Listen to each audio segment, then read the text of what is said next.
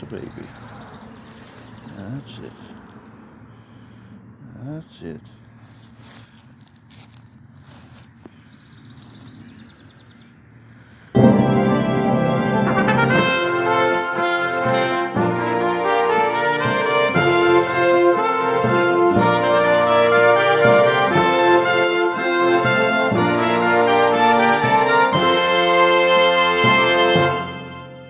Hi people, it's Newbie again, back at the Newbie Mountain Railroad, and hey, look at this, we've actually got a train running today. How about that?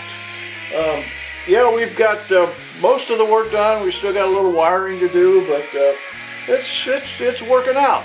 I'm pleased with it, and we're getting it done. Well, today I'm going to take a little deviation from our norm, and I've got a couple of things that I want to share with you that are not train related before we get to what's going on here.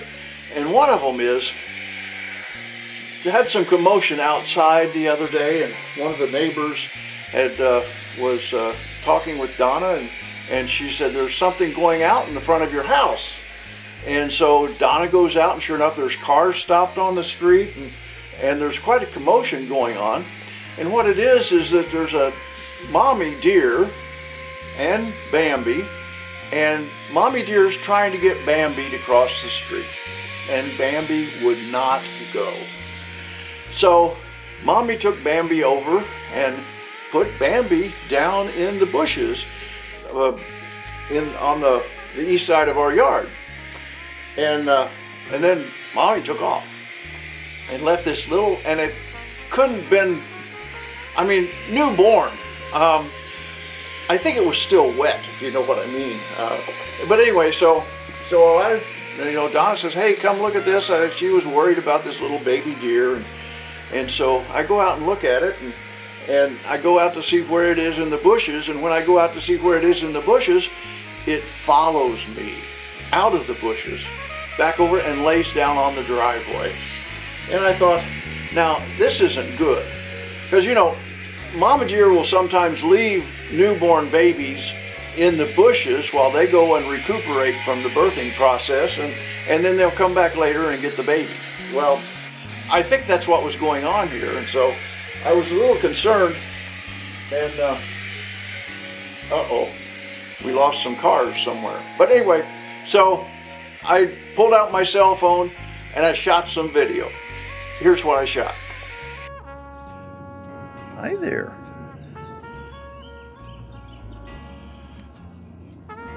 You want to come with me?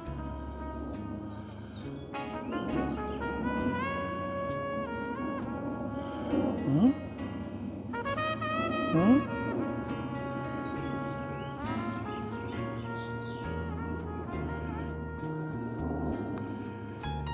Come on.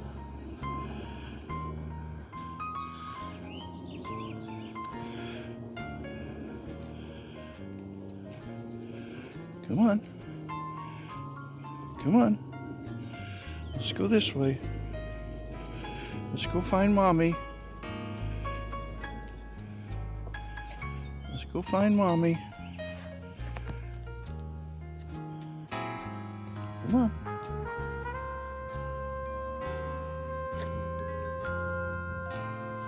Come on.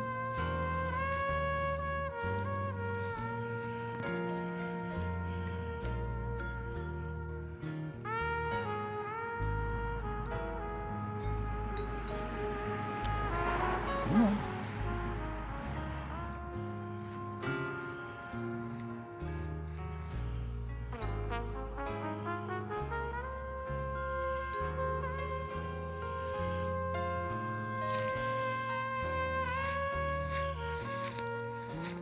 Come on.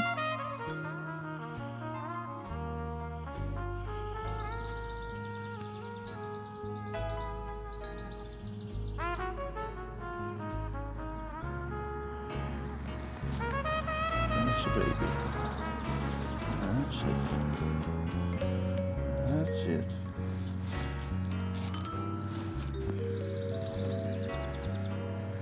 Okay, you stay there. Stay there.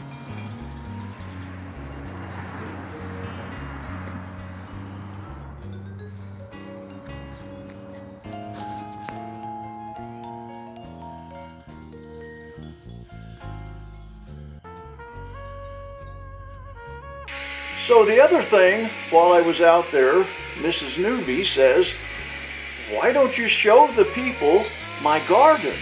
She's really proud of her garden, and I think she should be. So I shot some video of her garden here.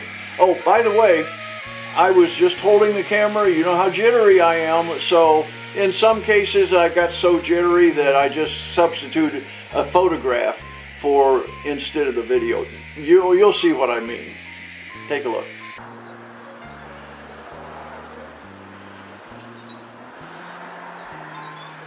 So, Ms. Newbie, tell us about your garden. Well, welcome to my enchanted garden, and I say enchanted because it enchants me every morning. Lately, I've been working hard to make a special garden, and so look who showed up. We've got a giant football allium. That's the purple, dark purple, new. We planted 40 of those in the fall, and they're rewarding us with beautiful colors. Next to that are the petunias and the sweet potato vine that I searched so hard for and finally found both of those. They just got planted, so they're adjusting, but I think they're going to be much different by August. In the background, there's a lot of variegated hosta, all kinds of different hosta. That's the large leaf stripy thing here, the blue-green variety there. I don't know the precise names for the hosta, but they are the gardener's best friend here in Illinois, where nothing really likes to grow, but hosta is usually first up and one of the last to leave in the fall. But there's purple iris. I believe those were given to me by a friend, and they're very special and paying off. Don't step on that rose bush. There's a white rose bush that's new. Various other rose bushes that are not in bloom, so they don't stand out, but they are going to be beautiful very soon. There's an azalea back there. Well, it's hiding because the hosta overpowered the. Be very careful with your right foot. There's a rose bush.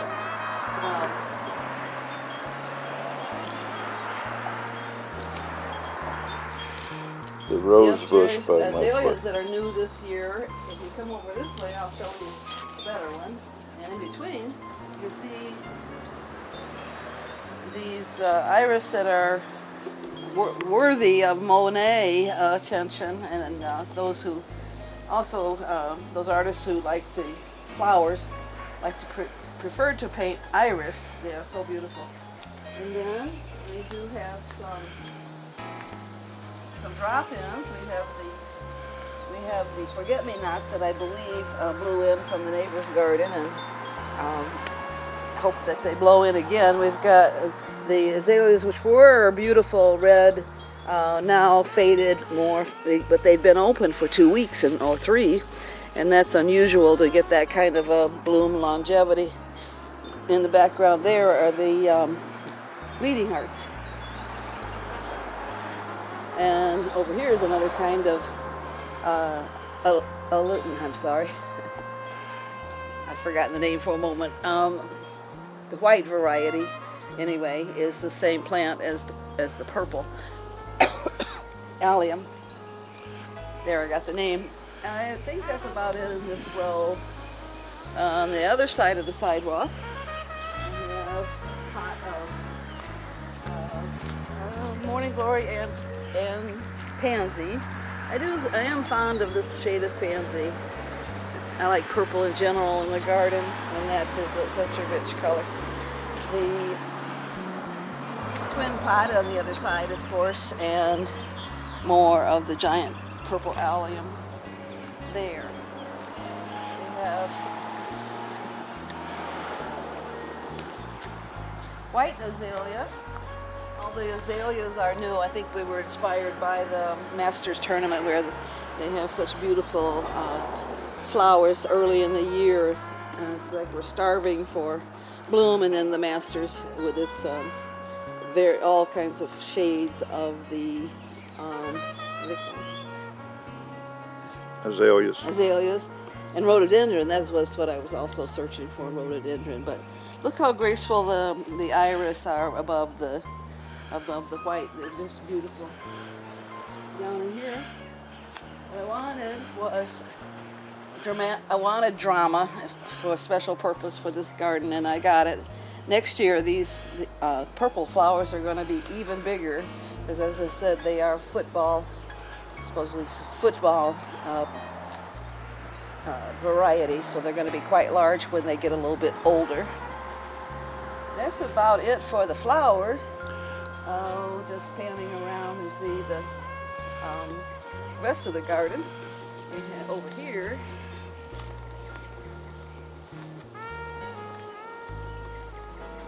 I really like these.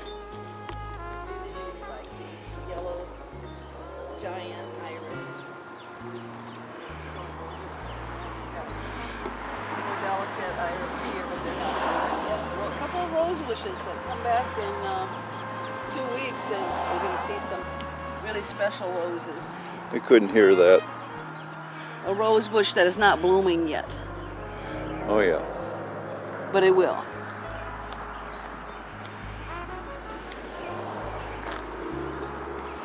We're not the only ones who like this garden. We get plenty of wildlife, deer.